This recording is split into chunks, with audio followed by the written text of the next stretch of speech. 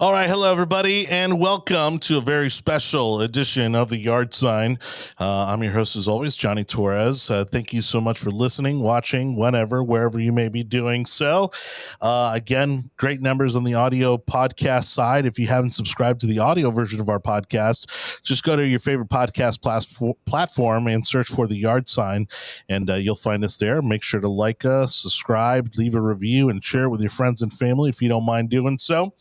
As you may have noticed, we had missed a show recently. We had illness throughout. We had Anibal, who's still recovering from a really bad cold or possibly a flu. My daughter, was also under the weather, and so we decided maybe that we all needed to take a little bit of a break. But it's great to be back with you, and I wanted to do something a little different because of course, I hope that you all had an amazing Thanksgiving, and there is so much that on a regular basis, on your average everyday basis, that we have so much to be grateful for. Our health, our family, our friends, our well-being, our livelihood, our freedoms, and this Thanksgiving became very reflective for me due to an unfortunate tragedy close to me where I lost a friend of mine from high school who was a retired United States Marine to suicide. So I apologize if throughout the conversation I get emotional at all, because it is the first time where anyone that has been even that close to me, even a friend from high school that I hadn't seen in decades, has taken their own life. And you hear the statistics. You hear, I think the most popular one is 22 a day. And gosh, I mean, when you really start to dissect even that phrase, the fact that we are losing 22 veterans a day to suicide, it just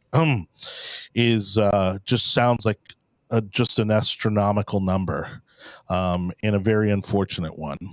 And as I've been saying for quite some time, nothing has made me prouder in doing this little podcast here than to have gotten the opportunity to have an organization like Concerned Veterans for America, first of all, believing in this show, but also thinking enough of myself, Anibal, everyone who puts the show together, and the people who help us execute this show on a weekly basis to, again, see us as a positive vehicle to spread their message of the advocacy work that they are doing for our veterans, the other many myriad of things that they're doing that we're going to be talking about today, that they do for our veterans. And so if nothing else, I do it, to satisfy that mission, which is to continue to spread the word about an organization who is committed and whose mission it is to help those who sacrificed and put everything on the line for us here in the United States, and that would be the men and women of our military. A name you've heard me mention many times on the show is joining me today, and that would be my good friend David Huston from Concerned Veterans for America. Now he's our regional grassroots engagement director. Did I get that title right? You got it. And like I said, I apologize for getting a little emotional there as I talked about my good friend Jay Tansey. Because, again, while we weren't necessarily close per se, to have someone of your generation, to have a friend, to have someone that you did spend years with, and shared, a chapter of your life with, struggle to find the help, the solace, the comfort that they needed to fight whatever it was that he was fighting. is just incredibly heartbreaking. And so I wanted to dedicate this episode and focus this episode on our veterans, because we know that in regards to mental health in general, and so this doesn't only apply to veterans, but mental health in general for those who are out there struggling with various issues, this time of year is incredibly difficult for them, because they do see people getting together, friends, family, loved ones, and so this particular time of year, as we all know, is especially difficult for those who may be struggling with mental health issues. And when it came to me finding out about Jay's passing, I felt that the best way to honor him and his sacrifice and his service was to spread the message of the work that you guys are doing, so that we can continue to work towards eliminating that number, eradicating that number of 22 a day. So thanks for joining me, David. Thanks, Jonny. Thanks for having me on, especially with such a sensitive topic. And my condolences again for your friend. Around the holidays, it seems like a lot of folks have those wounds, those hidden wounds that unfortunately some haven't been able to overcome. And it hits close to home. Even myself, I have a few buddies that unfortunately after transitioning out of service did end up taking their own lives. One of which was actually a barracks mate of mine, roommate, that passed away, unfortunately, to suicide. And every day, I think, one of the biggest goals for veterans and just anybody that's associated with veterans is to just be there for each other, have those battle buddies, check in with your fellow veteran, check in with your active duty members as well. A lot of the stuff that is associated with these things can happen in service as well, not only outside of service. So as a civilian,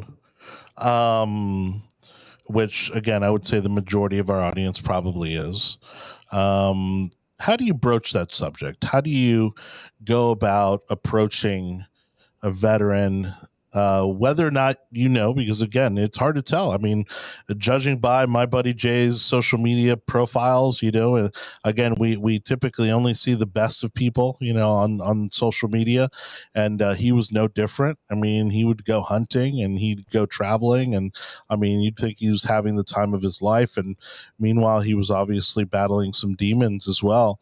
And so, how do you broach the subject of ensuring that that someone's okay, that someone's, or that maybe someone needs to talk about some of the things that they're feeling or going through? Yeah, it's really tough because, of course, it's different for everybody is different in these circumstances. But I'm no means an instructor on suicide prevention or intervention. But the biggest thing is really just making a hard ask. If you have that feeling, that gut feeling that something might be wrong, or something might be bothering a veteran or even a non-veteran, to where they might be thinking suicidal thoughts. Just asking that direct approach can go a long way, because really that when folks don't really hit it right on the head with a lot of folks, and as a veteran myself and a lot of other veterans, we're pretty blunt with things. For instance, myself, I'll ask a fellow veteran the hard question. But as a civilian, my suggestion would be just to check in, see what's going on, take a class about suicide intervention. We actually partner with a fantastic organization here in Florida that's called Florida Leads. And what they do is they do these suicide intervention classes, which shows you all the warning signs, everything that's associated with somebody that might be thinking about committing suicide or ending their own life. And one of the ways that you can intervene is really just asking them, have you thought about taking your own life? As hard of a question that is, it really does get to the root of the problem, and could save somebody's life if you just simply ask them that hard question. Yeah, because as you mentioned, I mean, we don't know what the circumstances are going on within their life. Maybe they're still far removed geographically from family members, or maybe it is something service related that affected them. Do you find that even in those situations that it helps to say, hey, why don't you come on over for Christmas, or why don't you join us for New Year's? And and even I know New Year's is also a touchy subject for some veterans because of the fireworks and things of that sort. And so, those are things for people to keep in mind as well. But do you find that over the holidays, sometimes the extending of that invitation is also something that is certainly not expected, but welcome by many of the veterans who may be struggling during this time of year? Yeah, I think that's a great approach, to even just building that relationship up, and in a world that can be so kind of removed from each other. For instance, us today, how we're on virtually remote talking to each other, having that interaction, that human interaction, and having somebody over to the house, share some food with, and really just be there for them in person can go such a long way. Even invite them out for a beer, for instance. That would probably be one of the ways that I could be approached, or some veterans might like a football game, go to a Bucks game, something like that. But just being there, being a good person, and asking those questions, I think it just goes such a long way, especially in the veteran community who might be having difficulty through these holiday seasons. You mentioned Florida Leads, and again, I'm sure that there are a number of other organizations or resources that you can point veterans towards. How, at what point, let's say that let's say you engage a veteran, and they're open to an invitation, let's say whether it be for a holiday or maybe just to grab a beer, but at what point would you suggest that person kind of pass the baton in terms of saying, hey, why don't we look into, maybe getting you some help or getting you some resources to help you go through this rather than trying to tackle it on your own? And that's what can be very difficult. I believe it's the that second hand, really, of the mental health issues that happen with, if you take it all on yourself to really try to help somebody else. At some point, there's going to be a need possibly where they would have to get that care, whether it be through the VA, if they're a veteran, to get that mental health evaluation, and really seek that guidance that you wouldn't be able to do, because we're not medical experts. We wouldn't be able to identify the things that, say, a doctor would be able to, through those avenues. And the resources are there for veterans. One thing I do want to share as well, and maybe we could share it at the end, is the hotline, the new updated hotline, which is 988. So that's the suicide hotline, a fantastic resource for all veterans and non-veterans for any thoughts of taking your own life. You can text that number as well as call. Again, that's 988 for that. And I think that makes it a little bit easier to get the resources that somebody might need immediately, through a one number that's easy to remember. I think I've forgotten already what the old crisis line used to be, but that 988 number is a great resource.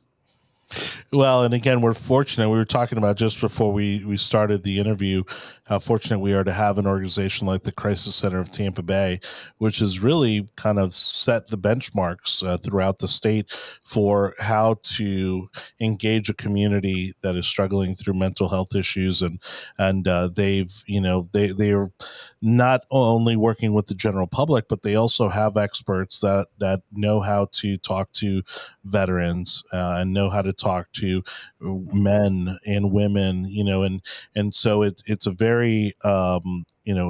it's very much you're not calling just a random call center. They have very specialized trained individuals there, and I know that they are part of this kind of statewide hotline now for suicide prevention, and so I mentioned that only to encourage people that, again, there are local entities out there that you can maybe point them towards those individuals that may be needing some mental health resources. On that front, why don't we talk a little bit about what exactly Concerned Veterans for America is doing in regards to getting more mental health resources and getting those resources faster to those veterans who need it? Yeah, so one of the biggest things that we as an organization are always going to be advocating for is having more choice for veterans. So that is not only mental health, but all forms of healthcare that a veteran experiences, and just having more choices associated with their healthcare allows that veteran to get their care in a more timely fashion, get better care. And every veteran is different. So whether that be in the VA hospital, whether that be outside of the VA hospitals, getting that care immediately is really the best way to mitigate things such as mental health, where you can get to that veteran, get the care that they need. And a lot of the mental health could be associated with the care they experience within the VA itself, as well as all the list of different things that a veteran experiences after they get out of service. And one of the ways that we're pushing this is actually with a current piece of legislation, which is called the GAPS Act, and that's guaranteeing healthcare access for personnel who have served. And what that would do is allow veterans to continue using that community care option for them to have more choice. For instance, if they can't get a mental health appointment at the VA in a timely manner, they could be able to go out into the community and get that care instead and be seen much sooner than the VA could have ever done. Yeah, and then I mean, really, that's kind of been the push now for, I mean, I would say what, maybe about the last 6 years at least, maybe closer to 10, from the Concerned Veterans for America has really been to expand the choices that veterans have as to where they're getting the help that they need. Yeah, and it's kind of unfortunate the status of what we see. Unfortunately, the Department of Veteran Affairs of rolling back that community care option is a step in the wrong direction. All this progress that we've made, a lot of veterans benefit from getting community care and accessing that care through that option. And unfortunately, having that rolled back could end up in hurting veterans, especially in the mental health space, where they could have easily been outsourced into the community instead of having to rely on, say, for instance, a 16-day or 20-day wait time to be seen for a mental health appointment. That's that's incredible, especially this day and age with the technology that we have available, we're seeing a lot of progress on the mental health side in terms of new companies and innovation coming into that space. The fact that you would still have to wait over 2 weeks to get an appointment is again just totally unacceptable. To kind of get back to the topic that we opened with, in regards to, because again, the holidays being about gathering with friends, family, significant others, that sort of thing. I know that you guys are doing a lot of cool stuff in regards to engaging veterans as well on a social level, on a communal level, to bring them together. Because again, even though there's rivalry among, the branches, it is a shared experience. And so what are some of the things that you guys are doing that you're having some success with in regards to social opportunities and ways for not only veterans to come together, but also folks that may want to support our veterans, as far as them how to get involved? Yeah, a lot of the stuff during, especially veteran holidays and then holidays in general, is through our sister organization, which is Concerned Veterans for America Foundation, where we've been hosting events that really empower and connect the veteran community to the local Tampa Bay community, so that they can do stuff that maybe, for instance, they don't do in a typical week. We actually just did a Top Golf event last night with some student veterans from USF. To kind of get them out, get them off campus. It's the end of the semester, connect to the community. And we also had some Army ROTC cadets there too. So they were able to share some of their knowledge from their service to kind of give some advice for some future officers as they head out to their duty stations. But things like that really is just empowering and connecting veterans to the community, goes such a long way, opens doors for veterans. to be able to have that purpose again. And I've seen that far too often a lot of veterans do transition out of service, and unfortunately lose that sense of purpose that they had when they were serving. And as a veteran myself, I want to make sure that any veteran that I come into contact with understands their own purpose, and how much they bring to the table. And we do that a lot through our sister organization with Concerned Veterans for America Foundation. I mean, you kind of touched on something that brought me back to an incredible opportunity I had earlier this year, which was being a part of the Warrior Games, and just what a fulfilling and I mean, I would even say life-changing experience that was for me, but getting back to what you said about it, the common message, the common theme that I heard among the veterans that I interviewed throughout the week there was that renewed sense of purpose, that renewed sense of belonging, that renewed sense of of them actually playing a role that mattered towards something, towards a goal, towards a mission.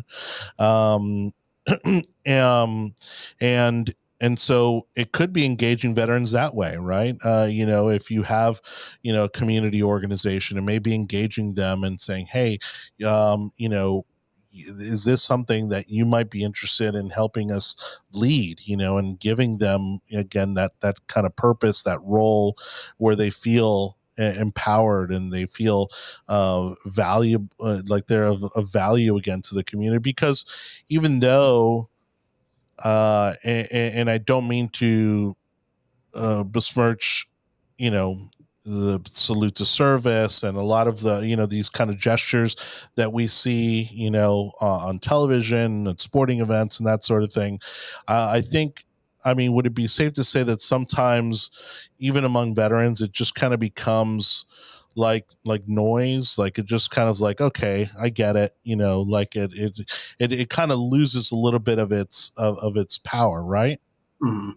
And well, like for instance, being thanked for your service. Thank you for your service. That's actually Mm-hmm. one of the things that I always say is that should probably be the number one thing you should do when you want to help a veteran. Just show your appreciation for their service, but don't stop there, because, like you said, that ends up becoming such a November comes around, Veterans Day, and then a lot of veterans become forgotten after that. And we see that even in the space that we work with advocacy and policy, where we want to keep that fire going, and understanding that veterans are still here. They have a lot of things that are nuanced to the community that we just don't experience in November for Veterans Day. It's year round that a veteran experiences.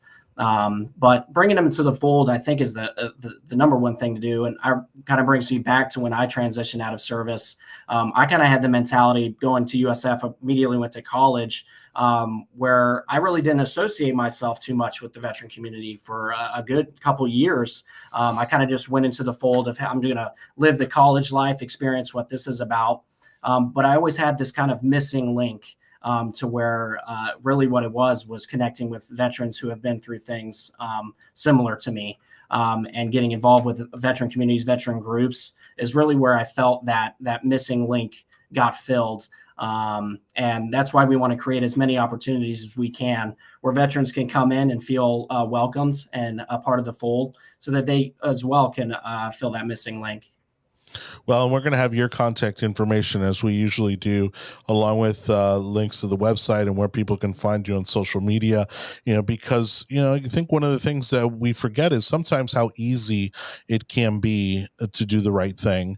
And on the surface, if I see a veteran, the gentlemen who are wearing the ball caps, that with their branch and maybe what engagement they served in and that sort of thing, I always make sure to make note of that and thank them for their service, and they're typically pretty grateful. But in respect to the conversation, don't assume that they've heard of Concerned Veterans for America. Don't assume that they know about what's going on in the veteran community wherever you might be, right? I mean, make sure that they're passing on, even the website, which is CV, the number 4a.org.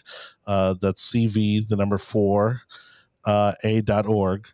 And because I mean, the challenge with any organization is always, getting the word out, right, and making sure that you're reaching the people that you're trying to reach. Um, what are some other ways that you would recommend engaging veterans and kind of bringing them, again, into kind of a renewed sense of purpose, and especially what are some things that people typically don't think of or consider, especially around the holidays, that may be of need for some of our veterans out there? Well, I would say probably one of the biggest needs would even just be somebody that will listen to them, being that ear to listen to their stories, listen about their service, learn about everything that they've experienced yourself, and just really listen and be there for them. I think during the holidays can go such a long way. Unfortunately, as we see the different generations of veterans that are slowly passing with age. It's important to learn of their stories because we want to keep those traditions alive. We want to keep their service alive because as they pass, their stories will go on forever. And one of the ways that our sister organization actually rekindles that is during Wreaths Across America during the holiday season, laying the wreaths Yep. at the cemeteries, which will be going up on December 17th. Okay. Real quick pitch if anybody wants to help us out. We'll be going out there to Bushnell, which actually is where my father is buried as well. So being able the holiday seasons can be tough in a lot of different regards. Even just service members, families of veterans that have passed, that can be difficult for them as well. But just being that listening ear and being there for them, I think, is the number one advice that everybody could really take. And that's even non-veterans as well. We all just kind of have to be there for each other and listen to each other. Well, and I love that, because again, there's nothing more stunning than seeing those wreaths, when you see pictures of Arlington or Bushnell or some of the other veteran monuments that we have throughout our community. But that is also a perfect example for those who may be civilians as a way that they can get involved. That again would be of significance to our veterans, and then obviously our veterans, they can get involved in doing these kind of activities as well. Exactly. And we try to make as many opportunities as we can. And actually going into 2023, we have a lot more plans to make this more of a monthly occurrence so that folks say miss one opportunity. Well, there'll be one next month. So stay tuned for those updates as we get into next year as well. Awesome. And let's kind of bring this back over to, again, the advocacy side, to get a little bit more topical. What right now are you guys working on? We had one of your updates recently on the show. What are some of the policy changes that you're currently work on? I mean, I know DC is probably going to be taking their Christmas break here soon, but going into 2023, what are those missions looking like? What are some of the things you're going to be focused on? Yeah, so as we head into next year, one of our biggest priorities is still, of course, choice. And we see that within the GAPS Act, like I mentioned earlier, which is guaranteeing healthcare access to personnel who have served. And we want to take that momentum that we really got, especially in the Tampa Bay area. Luckily, have a lot of congressmen support co-sponsorships with that bill. And taking that into the next Congress, where we're going to see a lot of new leadership, especially in the Tampa Bay area, that might be able to really get us across the finish line in terms of that piece of legislation. And really what's important with this, as I stated earlier, is that rollback that unfortunately the Department of VA is trying to do within the community care program. And just a little bit of a description of what the GAPS Act actually entails. What it would do is it would codify the access standards that were created under the VA Mission Act, which was another piece of legislation that we were proponents of. And codifying that would allow that to stay cemented in law so that the VA wouldn't be able to roll that back. And we have evidence of veterans taking advantage of that community care option for the betterment of their health, their overall health, and having choice. So we really want to push and see that really get to the finish line next year. and we're going to need help from a local Tampa Bay delegation. And that's one way that you can get involved with us as well, and really putting pressure on your elected officials to keep up with their promises, as we just came out of a campaign election season where a lot of folks say they want to make sure that they take care of our veterans. Well, this is a perfect piece of legislation that actually does take care of our veterans in their health care. Well, and that's another thing that you guys do is of course holding those elected officials accountable. Because oftentimes, as we know, as maybe since the start of democracy, people say anything to get elected. But I know that one of the things that you guys do is make sure that you engage those that make those promises, that make those commitments to helping and serving our veterans. But then also make sure to recognize them, when they do so, and be sure to, so I'm guessing that's information that they could probably find on your website. If someone wants to look into how much or how little involved their local elected officials are involved in the veteran community, how would they go about looking into information like that? So my first suggestion would be to just look up their profile to see, as we come into where these committee assignments are going to be, is going to be a good tall sign of where that congressman or that elected official is going to kind of be gearing towards as they head into the next Congress. But you can also just follow us on Facebook or reach out to me personally. I'd love to dig into that research too. And just stay in tuned. If you're a constituent, that's your right as a constituent to understand what is going on with your elected official. And they're accessible. We always make sure to tell folks that, hey, if you have a question of your congressman or woman, reach out to their office, go to their office if you can, if they're not closed up. And ask those questions, ask those hard questions. We'll give you the tools and the different things that we're doing personally as an organization to kind of put that fire under your elected official to make things happen for our veteran community. And then right now, is there anything you're kind of driving some of your more engaged supporters to doing? I mean, or is right now, are we kind of in a holding pattern until they reconvene after the holidays? So it is a little bit as we come up with the holidays. It's kind of a little bit of a pause, but the work doesn't have to stop. We actually have a website that you can go to. That's the GAPS. It's gapsact.com. So that's GHAPS act.com. And what that is it's a letter that would, so it's a pretty cool system that we have. You just fill out your information there. You'll see the letter asking your elected official to co-sponsor or get in support of this piece of legislation. And what it will do is on your behalf, send it to that office. So it's as easy as going to that website, filling out that information, and making that ask of your elected official as a constituent of theirs to help us really get this GAPS Act the notice that it deserves. And help us get it across the finish line. And as we get into the next Congress, that'll be a lot of the work that we're going to be doing, as well as some office visits as well. If you like to be face to face, we can arrange that for sure. Just reach out to me. Follow us on our Facebook page. You can find our group page, which is Concerned Veterans for America, Tampa Bay area, where we post a lot of the stuff, opportunities to get involved. We want to make sure that we give you the tools to be the best advocate in your local community, because there's only one David, but you being able to help us spread that voice of veterans across the Bay Area is such a huge multiplier where you can help us out. Well, and I think you made a great point there that I'd like to reiterate, which is, having myself worked in a Senate office, there's lots of ways that you could motivate and encourage your elected officials to do the right thing. People don't realize the tried and true still works. I mean, phone calls still work, letters still work, and I wouldn't do form letters. I would do a handwritten letter. Doesn't have to be more than a paragraph or two. And then, like you said, taking opportunities to visit those elected officials and meet with them face to face. I mean, that's a very powerful thing to do. And I think especially our veterans underestimate how powerful that can be.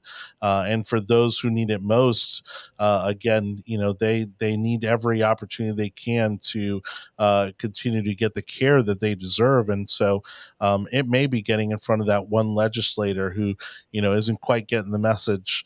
But again, luckily here in Florida, I think, I would hope that we're kind of moving in the right direction in terms of how we're taking care of our veterans. But the VA at the federal level, I mean, obviously, it seems like you kind of take two steps forward, and sometimes it feels like you're kind of taking two steps back right after. And so I guess for your sake, the work is never done, so you'll you'll be with the organization as long as you want to be. And but unfortunately for our veterans, there's still a lot of work to be done in terms of, again, keeping our promise as they kept theirs to us in their service. Again, I want to remind people that maybe advocacy is not your thing. Maybe getting involved in the political process is not your thing. There's a lot of also social elements to the organization where you can help veterans by getting involved and engaging them, and maybe it's just helping more veterans learn about Concerned Veterans for America, and getting them in front of the right resources. But again, I wanted to take this opportunity again to commemorate my friend Jay's life, by spreading the message that you're not alone, especially for those of you who have served our country. You know that your brothers and sisters in arms are out there for you. And myself, David, we are certainly here for you. If you want to reach out to us, we'd love to talk to you, and we'd love to help you get the help you need, the resources you need, or maybe just be someone to talk to. David, we are going to have it in the description, but let's go ahead and, if you don't mind, just go give us your contact information anyways, for those who may be listening to the podcast right now.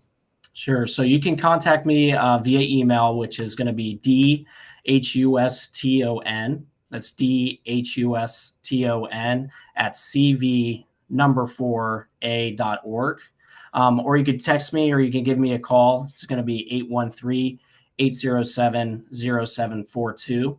And I try to make myself as accessible as possible. Texting is actually my preferred method because I can get to you immediately if I'm in a meeting, but phone calls work too. And please, again, if you, the best part of this organization is that we have so many different facets to our mission that need to be filled. So whatever your passion is, or wherever you see yourself being a good fit, we're going to make that fit so that you can help us and help veterans really voice their concerns and be that voice. And that's one of the best parts of my job that I love is really just finding what folks' passions are, and then putting them in that fold and run with it to help move the ball and get our mission accomplished. So as you said, advocacy is one of our number one things, but of course there's a multitude of things that you can get involved with us and help us out. Yeah, because again, especially around the holidays, we know that times can get tough. We know that the economy's in a tough place right now, and so don't put the Concerned Veterans for America in a box. If you're having trouble getting food on the table, maybe you need a hot meal, maybe you need a place to stay, again, whatever it may be, whether it's for yourself or maybe a veteran that that is in need, please feel free to reach out, and again, we'll connect you to the right people to get you in the direction that you need to go in. But David, thank you again for all the incredible work you're doing. I appreciate you making time for me to again spread this message in honor of my friend Jay. And again, 22 a day is 22 too many, and anything we can do to continue to work against that number, I'm on board for. So again, for those of you watching, listening, look up Concerned Veterans for America. especially around this time of year when our veterans need us most. And again, please feel free to reach out if there's anything we can do for you. All right. Anything else, David? Other than thank you, Jonny, again for having me on today. I did want to pitch that hotline again as well, that 988 number. That's a very important number to remember, to just share across all communities, to know that is a resource there that's easily accessible through your phone, texting or phone call. And again, like you said, Jonny, reach out to us. Our sister organization, the foundation, does a lot of work in making sure that we're connected in the Bay Area community. So if we can't necessarily mitigate an issue, we're going to try our hardest to find the best avenue and the best resource for you as a veteran or a veteran supporter to get the assistance that you would need. All right. Thanks so much, David. Talk to you soon, buddy. Thank you, Jonny. All right. Bye.